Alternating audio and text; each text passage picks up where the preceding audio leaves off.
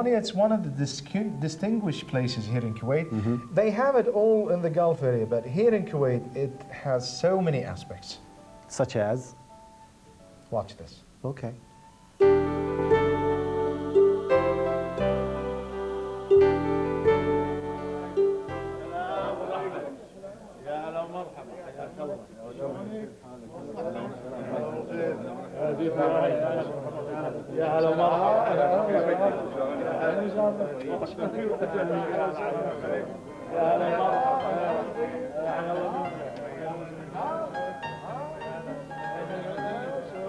One of the famous traditions here in Kuwait, a place called Diwaniyah. It's a room or a house that Kuwaitis, they gather, especially the men, where they can drink coffee and tea and they chat and talk to each other. We visited Diwaniyat al-Mutawwa, in which we talked to Mr. Muhammad Amin al-Mutawwa about the history in Diwaniyah here in Kuwait, when it started and why it was established at the beginning.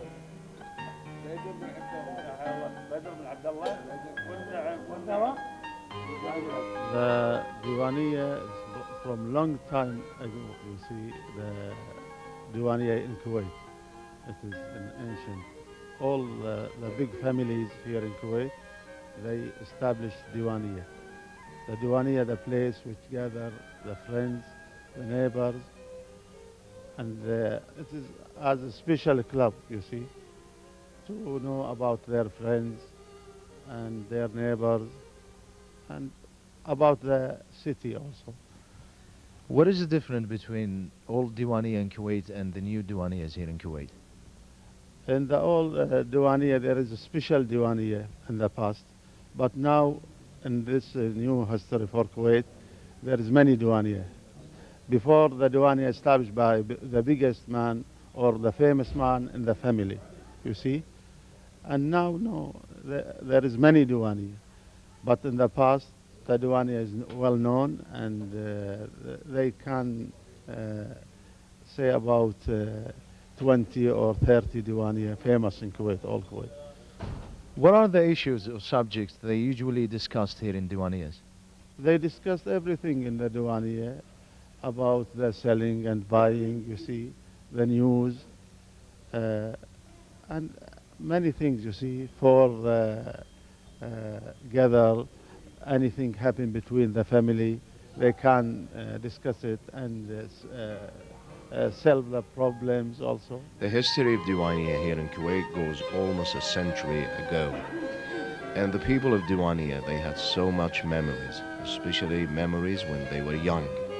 Mr. Abdurrahim Mutawwa, he remembered the days when the Second World War, they were listening to the radio. I remember only the wartime.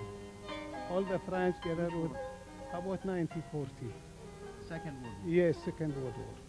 My father and his friends meet each other together and they speak about the news of the war. How do they know about the war? We know that Hitler, he attacked and they attacked him. Huh? How do you hear the news? We hear the news by radio. You had the radio? Yes, a radio. My father bought a radio from the American soldiers who visit Kuwait. I remember. How much did you pay for this radio? About, I think, 40 rupees. How much in KD? About 3 dinars. Yes. And what happened when you heard that Hitler lost the war? We were very glad. As when Saddam he left Kuwait. Diwaniyah, it's not only a place for the men to sit down and chat. It's also a place to make wedding celebrations, also to receive Eid greetings. And for instance, if they have death in the family, it's a place where they receive condolences. And that's what Mr. Abdul Hamid Mutawwa talked to us about this.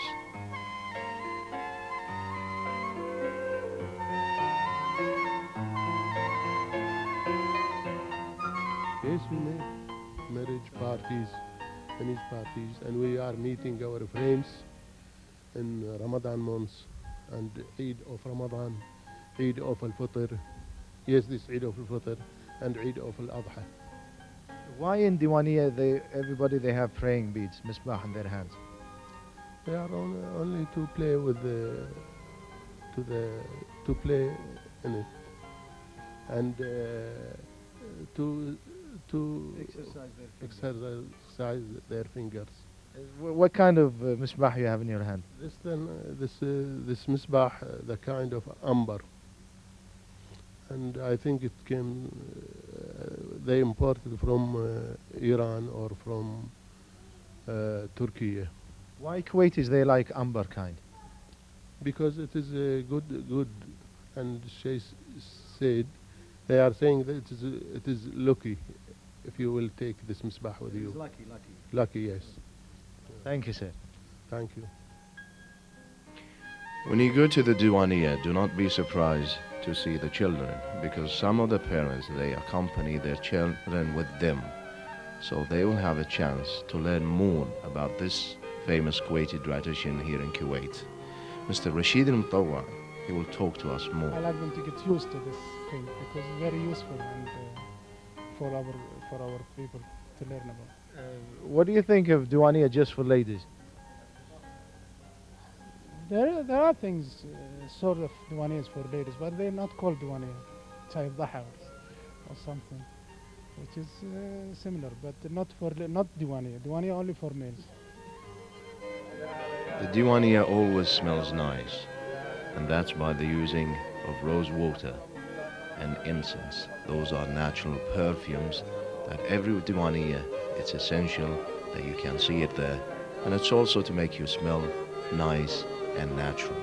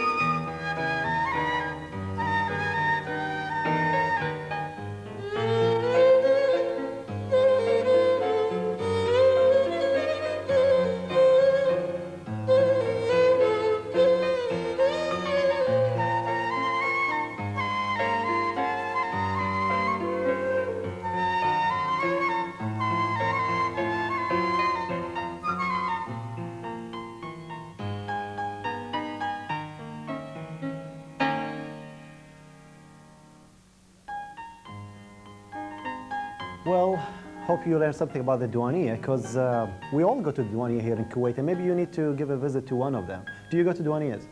Not really, because I don't like to sit down. What I like is something called sport Diwaniyah. Have you heard of this sport Diwaniyah? Not really. I know we have different kinds of Diwaniyahs, but sport Diwaniyahs? No, sport Diwaniyah, it's a Diwaniyah that it's usually in a club.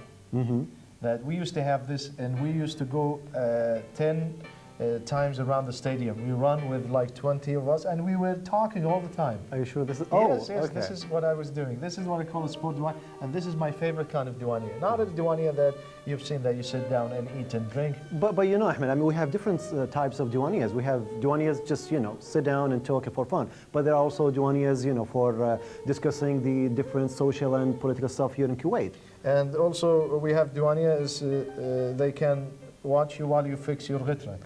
Because I know my friends, they always make comments about this. Okay, maybe now we shall move to our segments, the other segments here in the program. So let's check this segment. You know, as usual, we are so interested in presenting the talented people that we have here in Kuwait. And this time we have a really talented young girl. Yes, if you have any talent in any kind of aspects of life, please tell us, and we'll come right to your house, bring the camera, not to shoot you, but just to film you. I don't like to use the word shoot because a lot of people think of guns and machine guns. But we went to the house of Mr. Fajr Mtawwa. Saleh Abdul Ghani Mtawwa. She's 10 years old. She wrote a book about poems. And I was really fascinated by that book. So we sent Abdul Rada over there because he's better with kids than I, because I cannot really converse with kids very much. So he brought us this interview.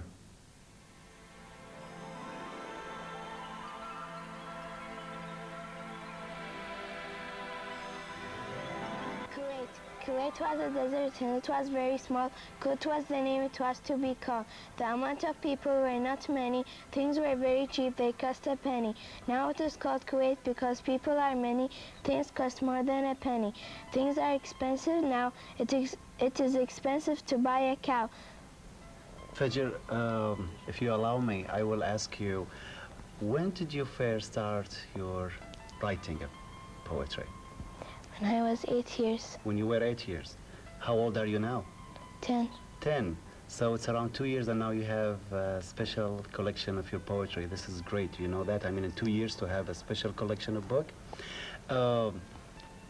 When did you feel that you want to write poetry? I mean, you wrote it the first time you said when you were 8 years old.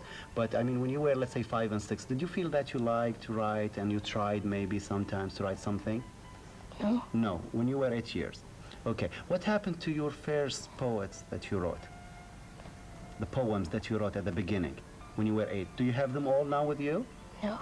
What happened to them? I gave them away. You gave them away? For who? For my friends. For your friends. Do they keep them these days? Yes. I'm sure some of them they do, okay. Because now, especially now, you're becoming popular because you have a book about poetry. I'm sure they're going to keep them because they should be proud that they have some poems from Fajr. Fajr, do you like reading? Yes. What do you read? Do you write all poetry? Yes. Uh-huh. Who do you read for?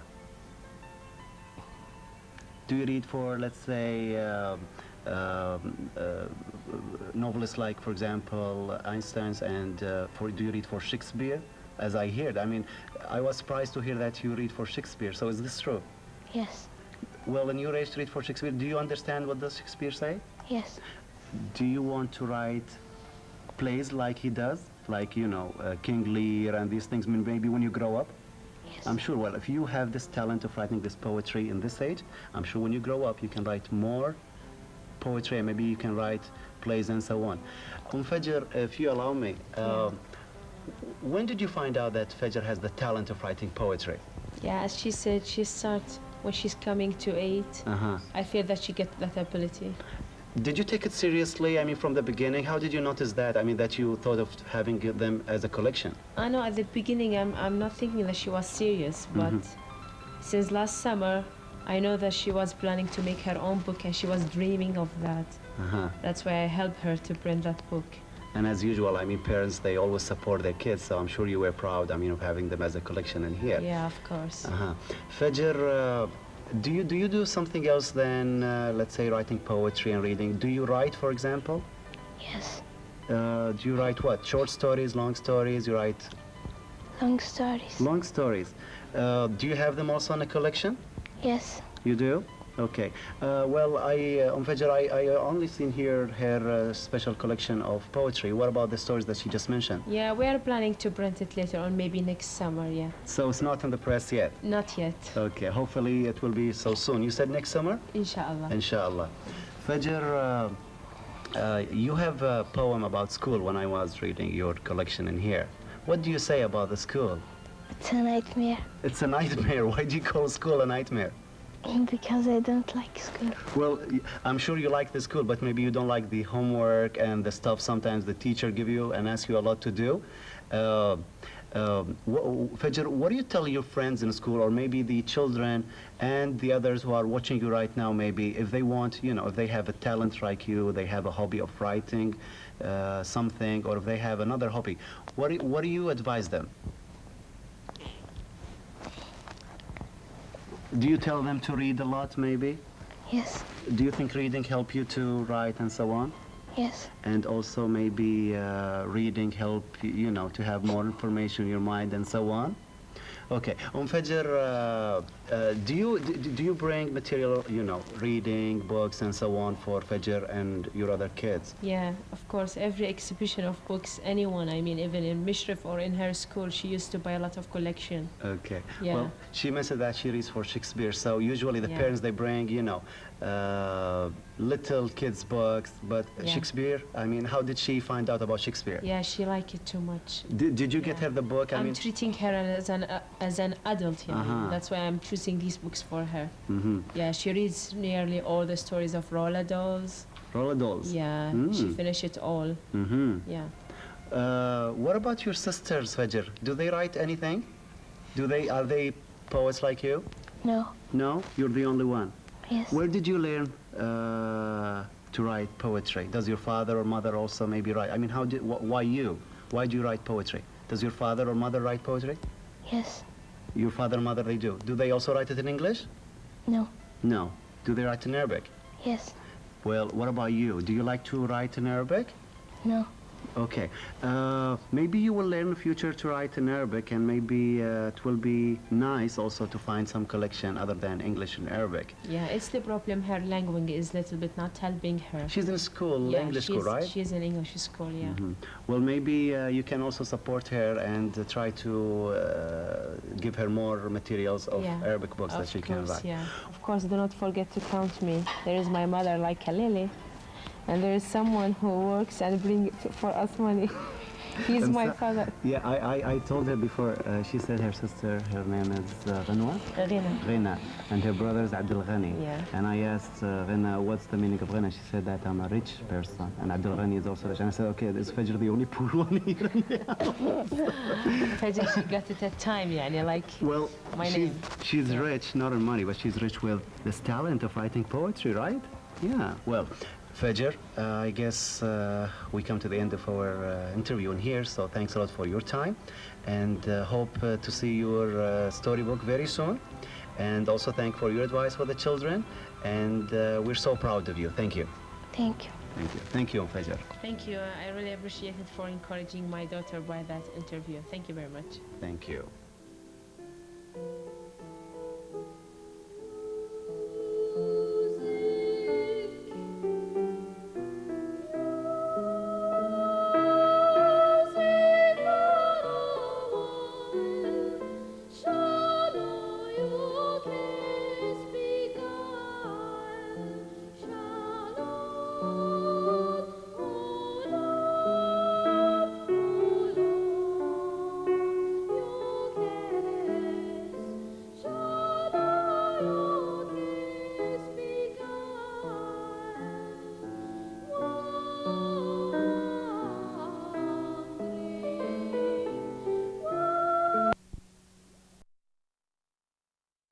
Jungle, the